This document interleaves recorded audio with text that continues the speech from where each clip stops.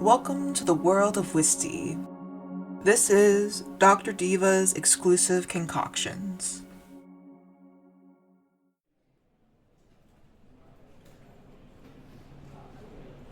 The following day, V stands in Deirdre's office. She's never felt more exposed, more vulnerable, more defeated. For V, it's like a scene out of a nightmare. She could be stark naked and it wouldn't matter. She's utterly humiliated, and Deirdre hasn't even opened her pursed lips. It was a shaming ritual, letting her stand there and squirm. The minutes stretched on as V shifts her weight from foot to foot. Eventually, Deirdre speaks. You disappointed me. The hot tears threatened to spill over. I did everything I could. Deirdre's eyes raked down V's body. I had to make a very embarrassing phone call to Queen Cradell last night, that I was forced to adjust the formula I promised Her Majesty. Words escaped V. The only thing she could do is hang her head and take it. Deirdre sighs, rising from her chair and standing before the large window overlooking New Amsterdam. I'm disappointed. Many girls have sat at that desk out there. Many who admire Pheather Pharmaceuticals, who worship our products. After the last few disappointed me, I figured maybe it's me. Maybe my version of the perfect assistant is wrong. Maybe I should take a chance on the dull, smart girl. But now you've disappointed me too. She picks at her nails while staring pensively out of the window. I have much to think about. You should go. V slinks out of the office, closing the door behind her. She looks at her desk, at the open binder with the article she's halfway through editing, at the presentation display she stayed until midnight last week completing, at the behest of it being needed urgently, and still has not yet been moved. And she walked past it all. Past Kyra, who called out for her to come back, past the rows of cubicles and the closed office doors, into the stairwell and up to the top floor. Crossing the lobby and stepping out onto the roof, she realizes this is it. She's going to be fired. It's a dark storm cloud now hanging over her head. It's an extension of the shaming ritual, to have her twisted up and anxiously awaiting for the dreaded moment the storm finally arrives. She's going to quit. She's not going to say anything, she's simply going to fly home and... Verey? Oliver leans over the railing of the rooftop. A pipe hangs between his fingers, the curl of smoke swept away in the breeze. He motions for her to join him, and so she does. Another delivery? He asks with a long pull from the piece. Wiping a runaway tear, she answers, Yes, I'm delivering myself to my house. He frowns while wafting his iridescent wing to dispel the sour scent. I don't follow. To think the words is one thing, but to say them out loud makes them real. I'm going to quit.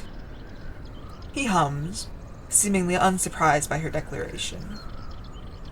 Wordlessly, he passes her his pipe, and although she doesn't smoke, she figures she might as well take a drag.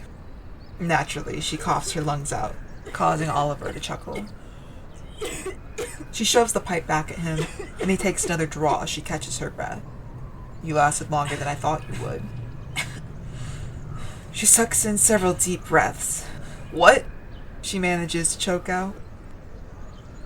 I didn't understand what Deirdre saw in you. I still don't. He takes another drag and exhales slowly. Although her lungs still burn, she says, That makes two of you. The two birds stand side by side while overlooking the city. Oliver offers her the pipe again with a teasing smile, but to both of their surprises, she accepts it and successfully takes a hit before passing it back.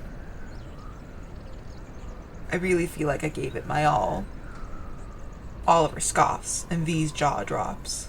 Gave it your all, he muses before pulling another drag. V is gobsmacked. I am exhausted.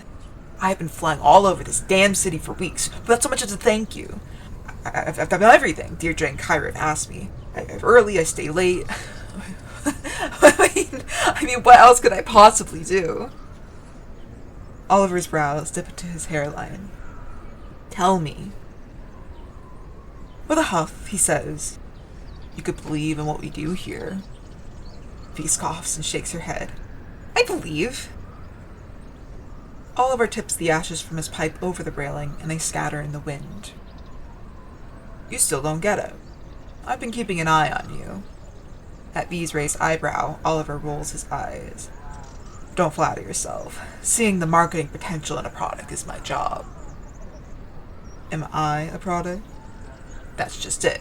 You're the product. All of the elixirs and pills in the world are pointless if they aren't taken, if they aren't given the chance to work.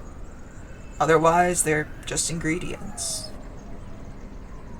He pulls out a small cloth and wipes down the pipe, and then tucks both within his inner jacket's pocket. You're too focused on ingredients and not on the product.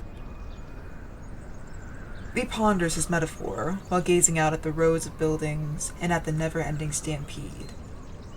She has been focused on the ingredients she comes across each day and mentally cataloging their medicinal use and in what context she'd reach for them to cure ailments. It's true she's yet to dream up blends for everyday problems, much less fantastical innovations like how Deirdre does.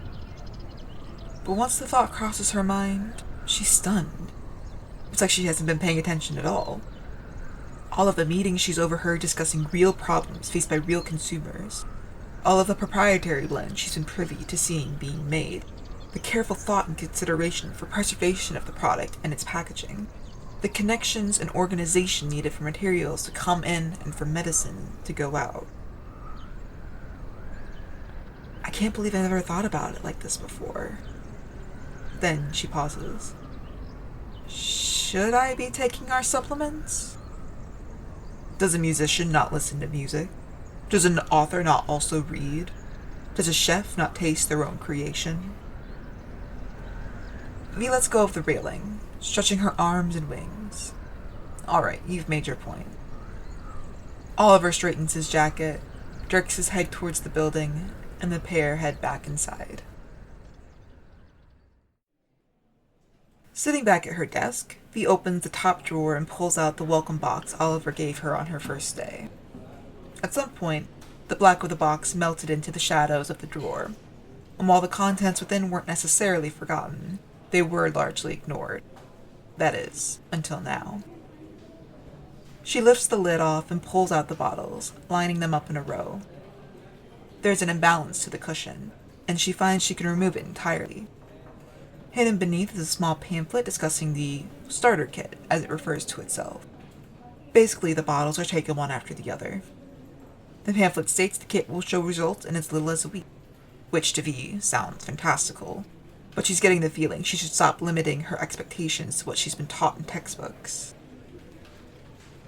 She opens the first bottle and swallows a dose. Then she repacks the box and tucks it back into the drawer.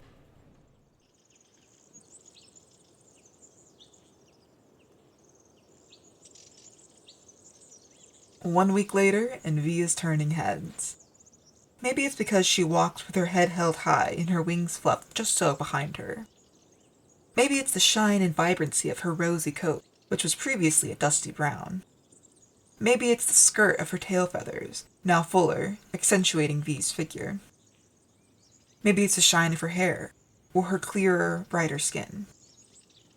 Maybe it's V herself.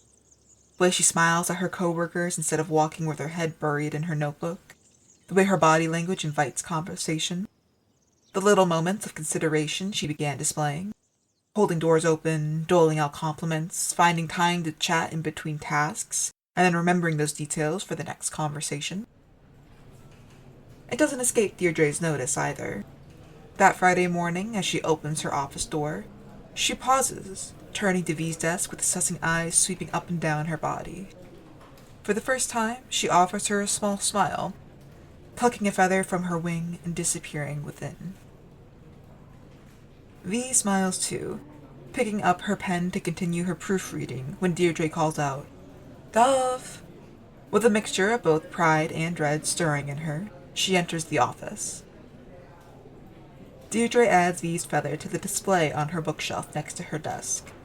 With her back to V, she says, "I need you to drop off a package to a VIP client tonight."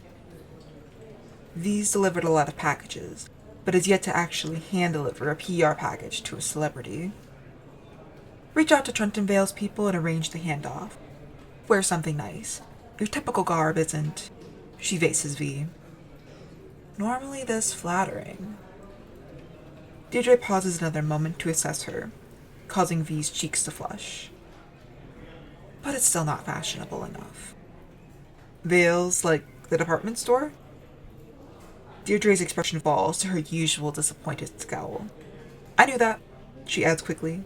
"I don't know why I said that." Deirdre waves her off. "Go, before I change my mind." And she does. Closing the office doors on her way out, she passes her desk and heads straight to Oliver's office to inquire about another round of supplements and his keen eye for style.